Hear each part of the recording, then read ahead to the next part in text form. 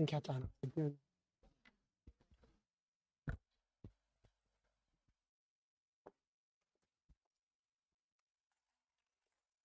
Good evening and welcome. Please rise for the Pledge of Allegiance. Pledge allegiance to the flag of the United States of America, to the republic for which it stands, one nation, under God, indivisible, with liberty and justice for all.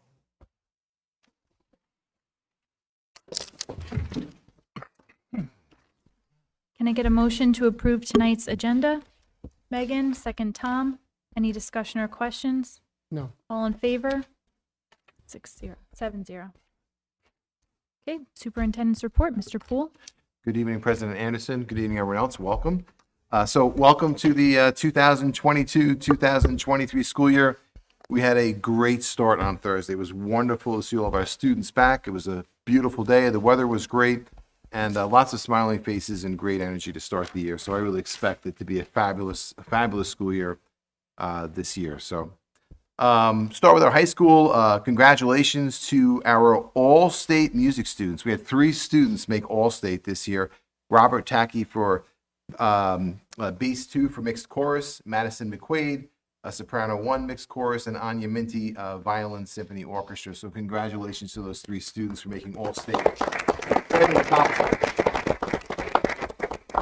In addition, every year, the NISMO All-State Conference features just 10 or 12 students across New York State performing in a piano showcase. And I bet if I asked you to guess who the student was in Shoreham-Wading River that was there, you would know, because Anya Minty performed here for us last year. So you have to score a level 6 on a solo from memory to get this invitation. Quite a prestigious accomplishment for Anya. And this marks the first time in what I hear is several decades that a Shoreham-Wading River student will be performing. So congratulations to Anna. Anna will be performing, I may not say this right, the Jeu Duo by Ravel. That's French, which is probably not perfectly pronounced. But as noted previously, Anya was also selected for the symphony orchestra. So congratulations to Anya. We'll have to have Anya come. A great start at the middle school this week. All grade levels had their welcome back assemblies today. This Friday, the middle school will be observing Patriot Day by paying tribute to those who lost their lives on September 11th. Be a moment of silence during advisory, and National History Club has organized school-wide and grade level activities to honor the heroes of this tragic day.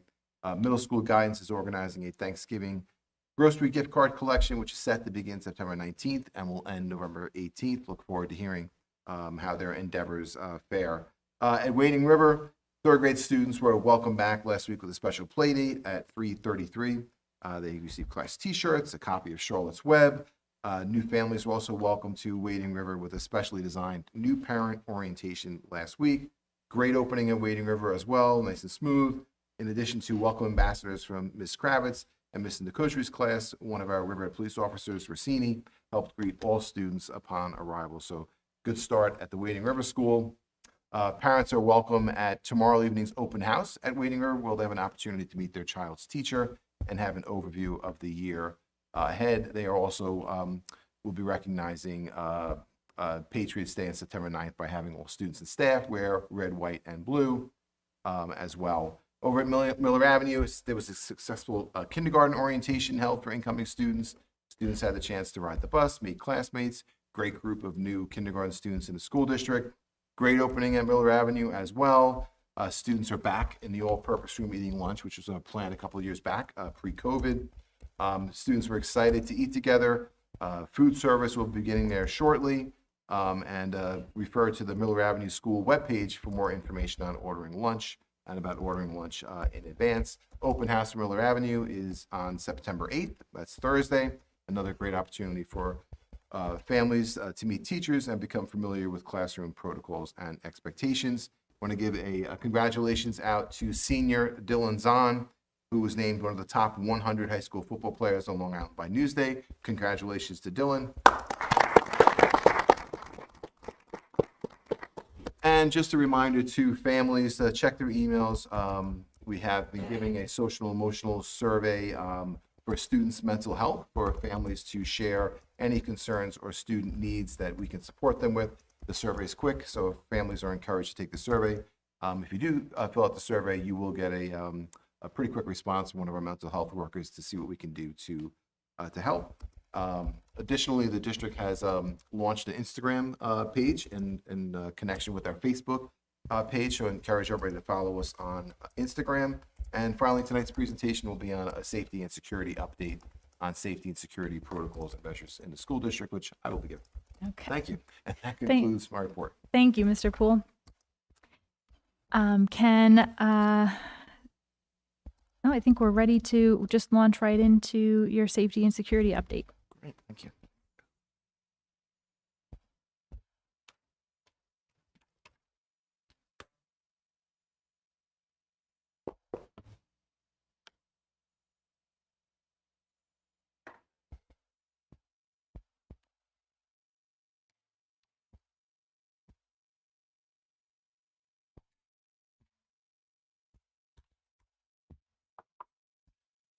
Okay, I'm back. All right, thank you. This is an incredibly important topic, and one that is always at the forefront of all of our minds here in the school district.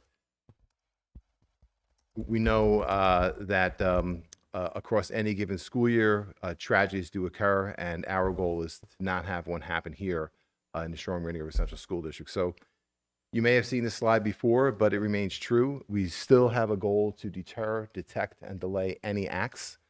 As I mentioned, all of this is under constant review at any number and level of meetings. It's reviewed by the board, Health and Safety Committee meeting.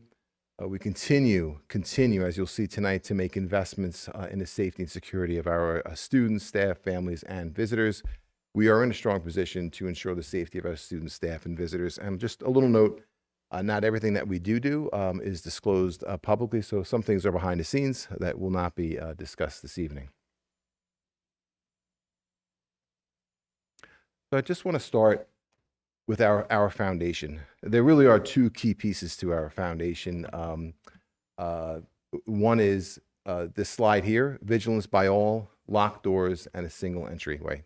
In all of our schools, there's only one way out the campus during the day after arrival, one driveway to get in, which has eyes on it and/or video on it. All building exterior doors are locked all the time. They are under constant monitoring through physical and video surveillance. All exterior doors are locked and checked, again, regularly throughout the day by security. All classroom doors are locked during instruction. Now, I put a little green asterisk by that one because there are no instances in the nation of where a classroom door is locked, and whether it's a college or at the school level, and the class is in a hard corner of that room, of an active assailant getting into that classroom and wreaking havoc or violence. So the importance of being able to have that door locked, that is a critical safety measure in the event of an intruder, somebody looking to cause harm. Only one entryway into building for visitors. All of our buildings have that double entry, one way you get in, and then you're buzzed in after a screening. And if a door is open to the outside in the school district, let's say a class is coming in and going, there is a staff member at that open door. So this is a key part of our foundation. Vigilance by all, locked doors, and a single point of entry. And that is coupled with, which I'll talk about later, which is the threat assessment.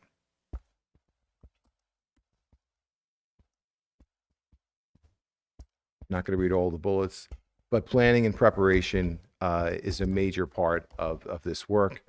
The Board of Education, a couple of weeks back, adopted the district-wide safety plan and the building level plans.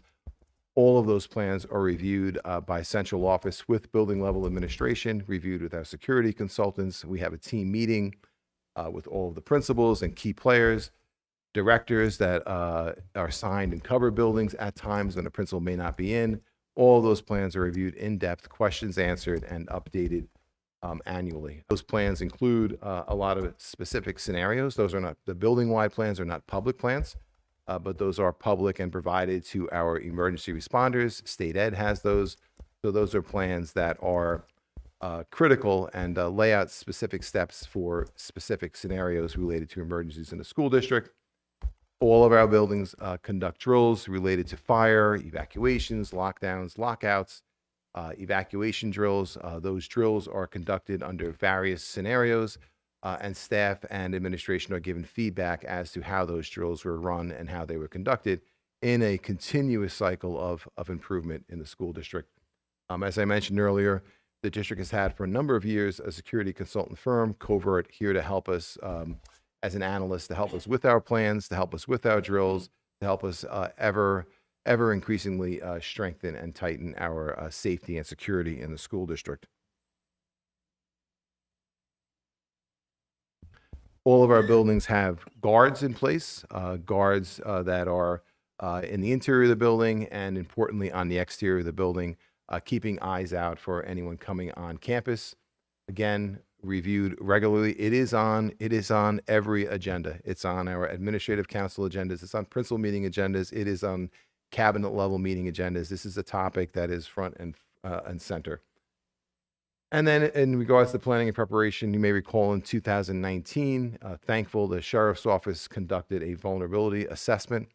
We got a great report and feedback from them that we use to strengthen our protocols. And again, this past spring, the Suffolk County Sheriff's Office came back and conducted a vulnerability assessment in the school district. Part of that was a building walkthrough with administration, with a deputy sheriff, and thankful for that. I myself walked all the buildings with the sheriff, and it was a form of professional development for those that walk with the sheriff at what it is that they're seeing and what should we be looking at through their lens on district security.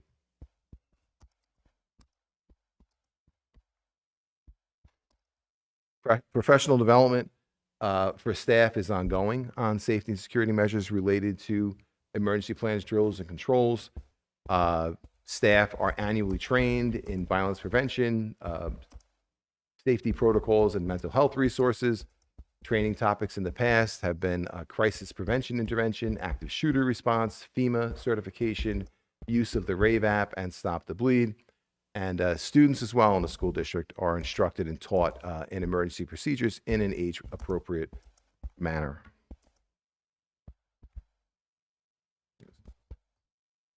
So opening day for staff.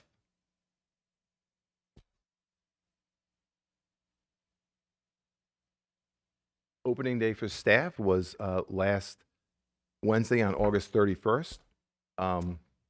As part of that day, 2 deputy sheriffs from the Suffolk County Sheriff's Office came and did a 90-minute presentation on civilian response to active attack events. And this really went beyond the scenario where I'm near my classroom, I'm calling a lockdown, I can get in my room quick, or in my room, I can lock down, I can get in the corner, and I'm safe and protected because the door's locked, and I'm out of the way. This really dealt with, what about those other times when your room is not so readily available? What should your thought process be? What are the options that you have, as opposed to just thinking to run to your room to lock down? And there were a lot of scenarios they went through. With staff was well received, and training that was needed and very helpful. Great feedback from staff. And again, thank you to the Suffolk County Sheriff's Office for coming to provide that training. Additional topics on opening day were a review of our emergency management protocols, as well as discussion on mental health resources, mental health awareness, and supports in place in the school district.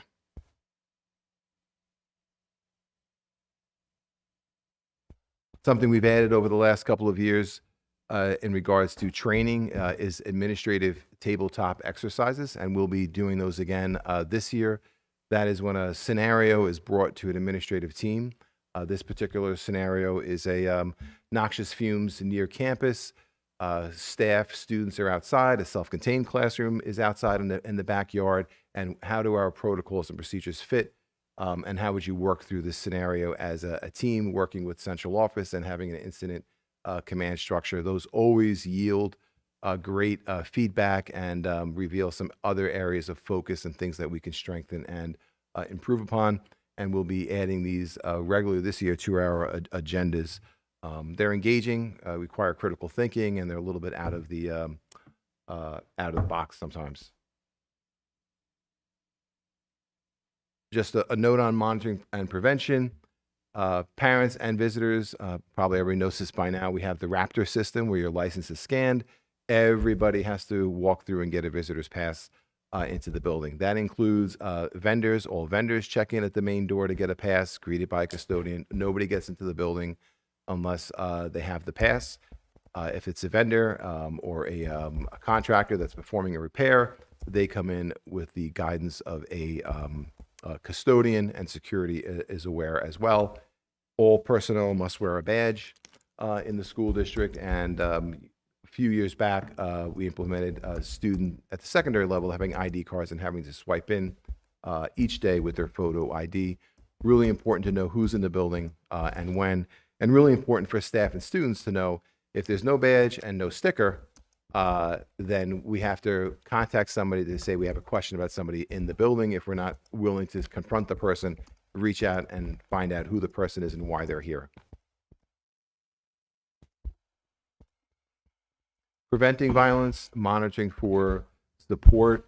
Beyond, and I'll talk about threat assessments in a moment, beyond that, all of the students in the school district are reviewed periodically for academic needs and for behavioral needs.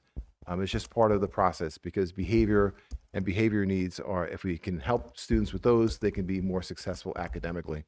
So those reviews and procedures are in place in all of our buildings regularly. To ensure that students aren't in danger of hurting themselves or others, and when necessary, student supports are implemented and monitored, of course, in conjunction with families. Parent surveys for behavioral concerns, I mentioned a few moments ago, are conducted twice a year. And we've continued to strengthen our mental health supports and staffing. Currently have 14 mental health professionals for student services, and anybody interested could follow that link for additional information on our behavioral and mental health program.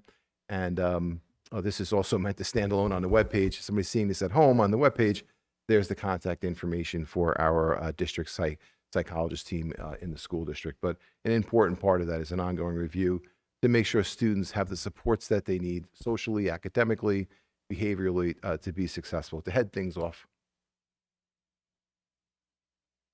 preventing violence reporting. A number of years now, the district implemented a anonymous reporting tool. Not everybody wants to come forward and put their name on a complaint or a concern. That report it button, which is the green check, is on our landing page for the website. That is the link for it there. And students or staff or parents or families, guardians can all go in there and post a threat or safety concern. And that goes right to our cell phone. So that shows up as a text. Of course, if it's an emergency, then everybody should be calling 911. Certainly can let us know as well. But if for emergencies, call 911. But if there are some concerns, or I'll say it again later, somebody doesn't know if it's a concern, if it's vague, put it through. We will follow up on it. There's nothing too small for us to follow up on. Last year, at the end of the year, we implemented the Beacon Alert, Go Guardian Beacon Alert program. So when students have a district-issued device, there is a web filter on those devices that is looking for keywords related to self-harm, harm to others, and those do come to our attention during the school day. We have a group that look at those email alerts, but more importantly, those are now going to parents and guardians, and they are able to get those same alerts in real time that allows them to address them. Importantly, it may be off hours or on vacation where district staff's not looking at that as well. So we have a couple of great tools for reporting and identifying where students may be searching or doing things that provoke a concern. Superintendent Poole, just a question about this slide. With the Reported app, how are students informed about it, or how do they learn that exists? Is that done in advisory?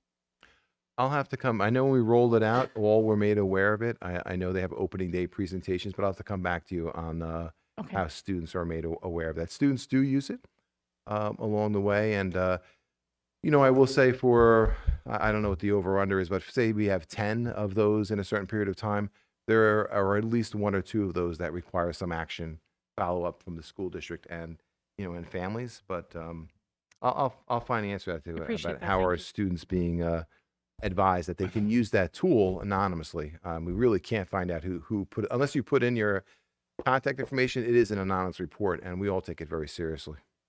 Thank you. So one of the really key pieces of this is when we do receive a threat, and we do get those across school years, unfortunately. And the district has a practice of advising families when we have those threats and what the outcomes are. We do involve our local law enforcement as partners in the investigation. But when we receive a threat, and no matter how we get it, it is taken very seriously. There was a team convened, mental health, administration. I'm advised immediately, and there's a look back at student history, the report, some investigation that happens. There are certain keywords and things that trigger an immediate outreach to police. Sometimes there's an investigation and it does not. But we don't infer whether or not something's a threat or not. We lean on our school resource officers and the police department staff to help us when there is something that is unspecified. They are really supportive, respond immediately, and students that make threats are certainly subject to the code of conduct and a mental health evaluation, and we will always err on the side of caution when it comes to potential school threats, and I put that in there on red. If you see or hear something, say something. We will take it seriously, and we will look into it.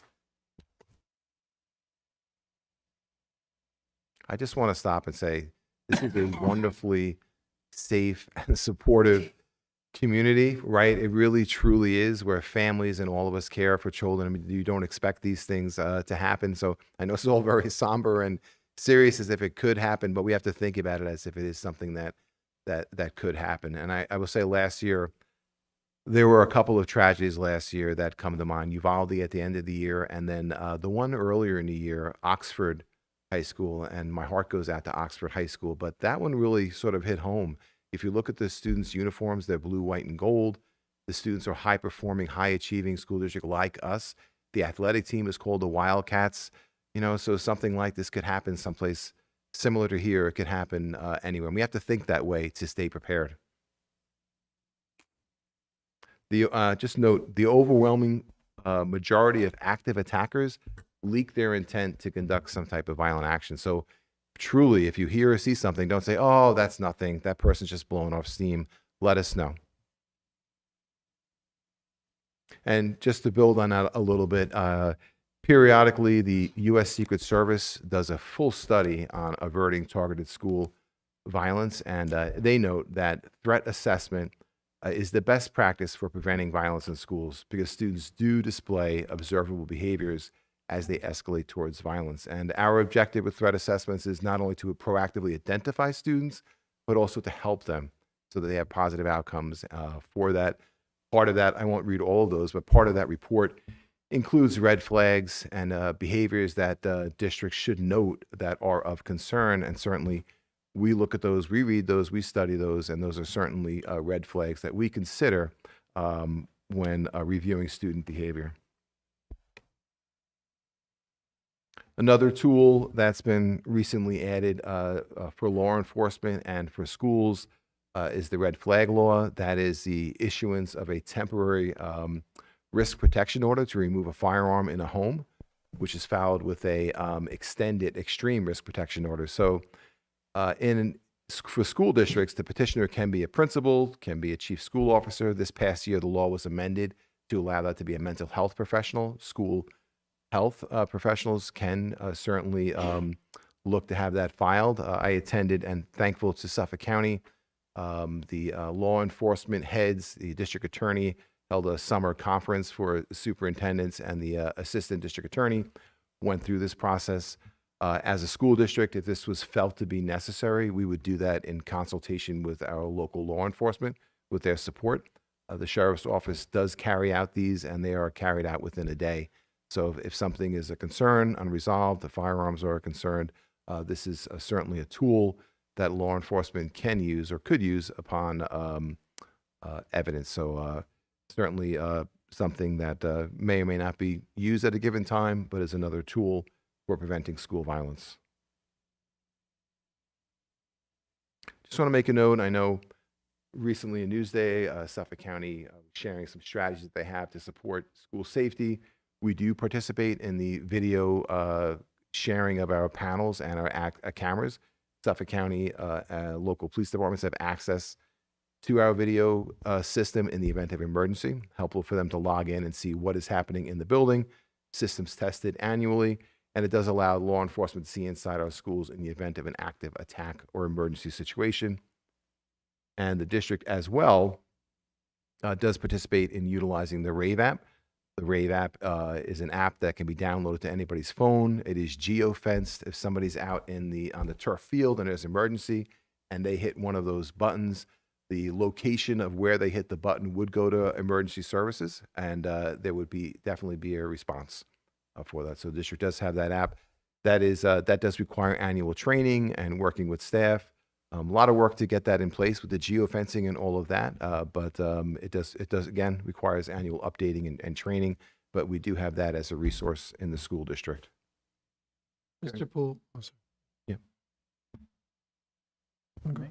Yeah, were you asking? I just have a question. When it's on the slide, it says on-site personnel. Do does our on-site personnel get notified if someone locally hits the button? That would go to everybody. So if somebody hits active shooter on there, anybody who's on the RAVE app who's signed up for it would get that alert.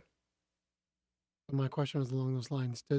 Does all staff, we require it, or is it just a nice to have? You know, it's on a personal device. Not everyone is going to opt into having it on their personal device. I think maybe some misconceptions about the use of the app. It is geo-fenced, but it's only you could use it at any time to call 911, but it's not geo-fenced if you're outside of the school. So if you're on campus, it's going to let law enforcement know exactly where you are. So they would head in that general direction for that. So some misconceptions about the app and what it means to have it on your phone, but not everyone has it downloaded on their phone. It's not a requirement for that. Well, there's been a lot of, recently in the media, they've been talking about panic buttons in schools. Do we have something like that today? These panic buttons? We or- do. This is that Am I getting Alyssa's ahead of law. you?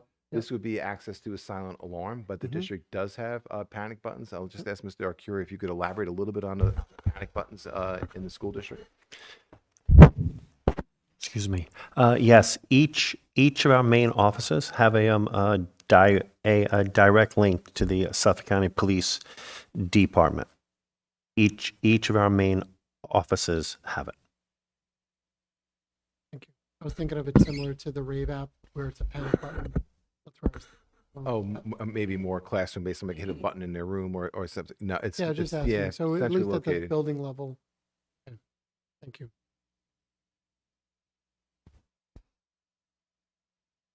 These are very recently added security infrastructure features. We did finish some additional fencing projects on some of the corners at Wading River, Miller Avenue, and the high school. You may notice on 25 here, there's fencing that goes in a little bit so that it's easy to lock the gate behind you when our landscape maintenance guys are leaving with equipment. So a few additional projects on the corners, door shades. Those are most of our doors have a window panel. So in the classrooms, there's a panel that's Velcroed. In emergency, you can cover the window now and block out access of vision into that classroom during an active assailant matter. Additional trauma kits are across the school district. Those are white boxes. You'll notice them in the building that say stop the bleed, have a first aid sign ahead of that. Those have additional first aid kits and additional tourniquets inside of those boxes. I'm sorry to share that, heaven forbid, but if there's an emergency, this is easy access to life-saving measures for staff as well as for law enforcement or emergency services responding. Door signage for our exterior doors, no entry, do not open. Those are great reminders for students and staff and for visitors that they are to head to the main area to go in. Interior door number signs. That's somebody's in a panic. They don't know where they are. They can look over the door. Oh, I'm in room 211 to help somebody let law enforcement know where they are. We've mounted additional security surveillance panels in all of our main offices across the school district. They were already in administrative offices, but these are panels in the main office facing clerical, just sort of rotating through preset perimeters. If they see something, they can reach out to security. I mentioned the Go Guardian beacon alert. Over the summer, one of the projects was the removal and replacement of the glass walls. If you've been in the middle school, last year you see the glass walls from the art room and the consumer sciences room. That is now a solid wall with the glass removed. And every year we work on additional video surveillance projects across the school district. And I won't go through all these. These remain maintained. They're not new. Probably most of us are aware of those added infrastructure features. Maybe not. We haven't discussed publicly the Villa Street access. That is the dead end over at Prodell. There was only one way in for emergency, but a couple of years ago, working with the residents in Brookhaven Town, that is now an emergency access. So there is an emergency. There is another way out to the property now for emergency services. A few others, AEDs, the Raptor system, our integrated software program. We do have mobile surveillance, so guards do have laptops that are connected to the video management system, so they can, when they're in their cars in their parking lot, watching the perimeter or checking people in, or even the guard booth here at the high school, there are monitors in there that show cameras across the property so that they're able to maintain and keep an eye on those as well. A few years back, we did install ballistic security film on glass in certain locations in the school district. Along the way, I mentioned Rave App and Suffolk Share, and student security training. Just briefly for parents that may be listening, and we will post this presentation on the webpage. How will parents and guardians and students be reunited? Really important. You will be notified by administration where their reunification point is going to be in case there's an emergency. Heading to the building will not be helpful. I will share, or the administration will share during an emergency. We'll use the Blackboard Connect Robo system. We might use social media, the web page, news outlets, but information will be coming out mainly be through the Blackboard robocall system. Really, really important that everyone keeps, you see it in blue there, keeps their emergency contact information on file with the district, updated, current, with the right phone numbers that are in there. I want to make a note on students with disabilities. They are certainly a focus in our planning and training. One of the roles of our security consultant is to evaluate and assess drills, and they do, in a purposeful way, reach out to students in special education, self-contained settings to make sure teachers and staff are comfortable with the protocols and have ways to handle all drills. I'm just going to end with a partnership, because safety and security in our district is a community-wide effort. It requires all of us, families, residents, to play a role in keeping our schools secure by proactively reporting concerning behavior, social media posts, or threats, or honestly, if you see something that you believe might be a health and safety concern, anything, let us know. We may not have saw it that way. You may have an angle for us to dig into and understand better. If you see or hear something, tell someone, use report it, call us. The easiest way is to pick up the phone and give your administrator a call, but we have a lot of other tools that I've shared this evening. And if I could emphasize, nobody should ever think they're wasting our time by bringing any concern, small or large, to our attention. Safety and security is our number one priority in the school district. I'm happy to take any further questions. Well, I just wanted to commend you on the amount of work that goes in behind this. One of the things that I like to highlight, I've served on the Health and Safety Committee the last couple of years, is all the detail that goes in here. And just as a reminder, think about, you have Suffolk County Police Department, right, serves a few of the schools. You also have Riverhead, Yes. right?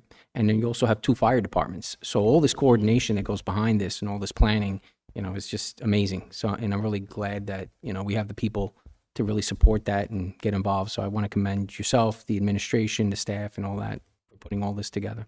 Great. Thank you. On ongoing work, we just can't do enough of that work. Any further questions? I just wanted to add, I know you mentioned that all the classroom doors are locked, but they're also closed. Yes. Some other districts have, and maybe Tom was mentioning that, like a panic button that then closes all the doors and locks them. But I think having the doors closed and locked from the beginning, it provides us, I think, a level of security that's above having the doors propped over. I know it was an inconvenience when it was first rolled out to some of the teachers and kids using the bathroom facilities, but I think it's become the culture here now, and it's a great thing. have. So just wanted Yeah. to clarify that. I thank our staff for that. It was definitely a cultural shift to where a student's going to reading and they're coming back and somebody's got to open the door to let them in. You know, I'll just make a quick highlight something the sheriff's office shared with staff on opening day, and everybody was there from grounds to custodial to clerical. The other buildings were shut. We were all there for that. Was they went through the body responses when your blood pressure and heart rate starts going up, and they made the point of when your heart rate gets to and blood pressure gets to a certain point, your fine motor skills go away. Try fumbling with the keys or a lock or something like that. So it really drove home the point about being in a locked position with the door closed.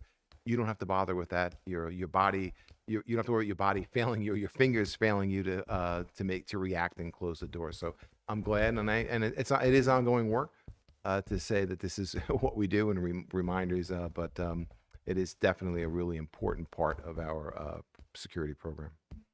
I just wanted to add that you know, thank you to the board members who go to the Health and Safety Committee meetings. Those are during the day, and additional time, you know, out of their work schedules and such. And then, you know, commend you for this work too, keeping it at the forefront of our district's priority. You know, it's a somber topic, like you said, but the fact that we have so many new protocols and strategies and tools and procedures in place for this year is evidence of the fact that that review process is so fruitful and ongoing. Because, you know, on a personal level, I thought we were in a really good place before then. You know, certainly agree we have, you know, always more to do or find out, but the fact that, you know, that long list is now new and in place is certainly evidence of that, of what's to come and how the momentum we can continue with that. So thank you. Great. Thank you.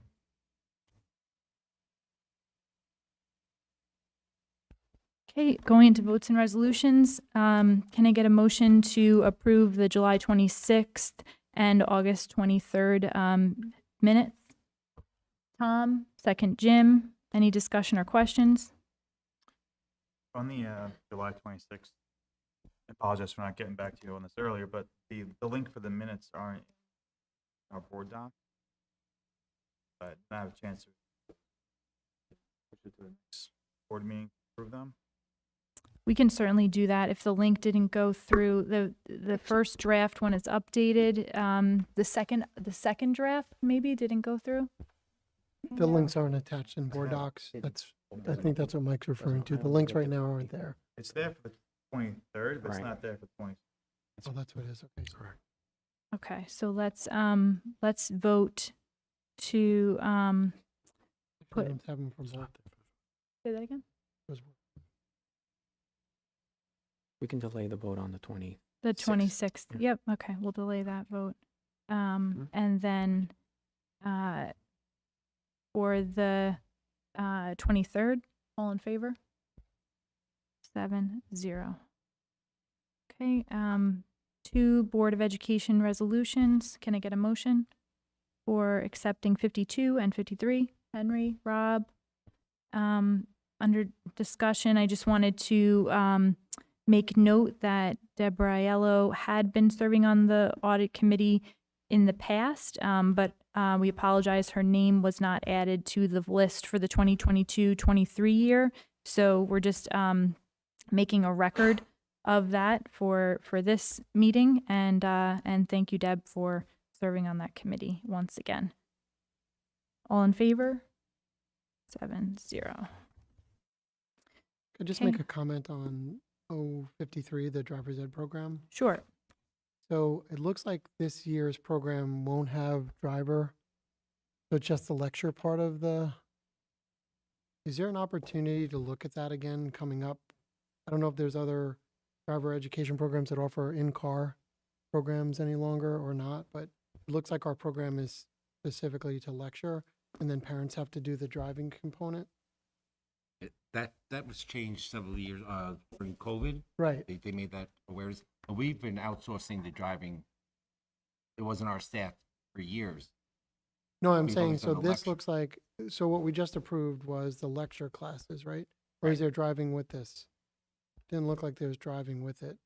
So the driving sessions are performed by parent guardians will provide the detailed overview, right? Correct. So do we have an opportunity to look at that in the future? I just would like to put that out there that I obviously think a parent might prefer that option as well. I'm sure there's still schools that exist that offer, that's all I'm putting out there, because this looks like it's a fall program. Yeah, certainly we could take a look at that if there's a way to return to that old model of, Yeah. take the lecture, drive once a week or drive twice a week with the instructor on campus. I know there's a lot of parents out there that don't want to take their child driving. Not me personally, I had to do it, so We'll have to see. I'm not sure, just saying. did vendors survive not having any customers for 2 years? So we will definitely look into that. Thanks. Appreciate it. We have two curriculum and instruction resolutions, 54, 55. Can I get a motion? Tom, second Jim. Any discussion or questions? All in favor? 7-0. I'd just like to say I'm glad to see the Wading River mural will eventually get put up, right? Yep. That's been a long time coming, right? Could we ask for a little bit of detail from Mr. Perinello on it? Sure. Glad you're here. Thank you so much for considering it.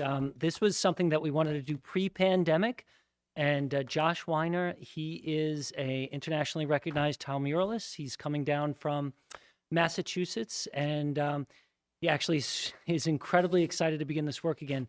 If you recall, just before the pandemic, he became very, very ill, was hospitalized for quite some time. So he is thrilled to be back doing the work that is his lifelong passion. And when he comes in on Wednesday, he's coming in tomorrow evening, one of our residents, who's the grandparent of a child who will be coming to Wading River School, I think the child is just starting Miller Avenue, so it's really a community event, is going to house him, and just said, oh, I'll just take him, I'll make him a delicious dinner, you know, Oh, and wow. and bring him on board just to make it more of a community event. And so he's going to stay over at her house tonight, and then he'll come and join the staff on Thursday. He during that time, that'll be the first look where it's going to go. He's going to ask for the students, the community, to give input on the design, the Board of Education. If you have any ideas, I will share that link with Mr. Poole if he wants to share it out. And any ideas you may have, any photos, anything like that, to pull it together. And then he's going to create a draft the following week that he will share, and I will share it out with Mr. Poole and share it out with the board with everyone's thumbs up. The construction will begin the last week in September. So it's very, very exciting. It's very, things are coming together very rapidly. My phone is, lots of messages back and forth. I know the PTA donation collection started at least 5-6 years ago. So there's quite a few parents that were at the time in the PTA for Wading River who have since moved on. And if it wasn't for them also, who no longer have children in the school, They're in setting it up, we wouldn't be here today. So Correct. They're at the high school, so they'll the high receive an school level, yeah. invitation. Yes, That's how so long it's that been. is one of the main proponents. That family is a freshman at the high school, which is just amazing. So thank you so much. looking forward to Thank it. you, Mr. Perez. Yeah, thank you, Thank you. Mr. Parinello, and Thank thank you, you Ms. Anderson. to all the members of the PTA who Over the years. led over the years who led this work and were tenacious in seeing it through. Yes, thank and you. and to the artists for welcome to Shoreham-Wading River. So yeah, he's excited to be here for the first time. So thank you. Thank you. We have 3 business and operations resolutions, 56, 57, 58. Can I get a motion? Jim, second. Rob, any discussion or questions? All in favor? 7-0. Can I get a motion to approve the personnel agenda? Tom, second. Megan, any discussion or questions? All in favor? 7-0. Okay. Do we have any comments from residents? No. Okay. Can I get a motion to adjourn the meeting and go into exec to discuss personnel? Tom, Megan, all in favor? 7-0.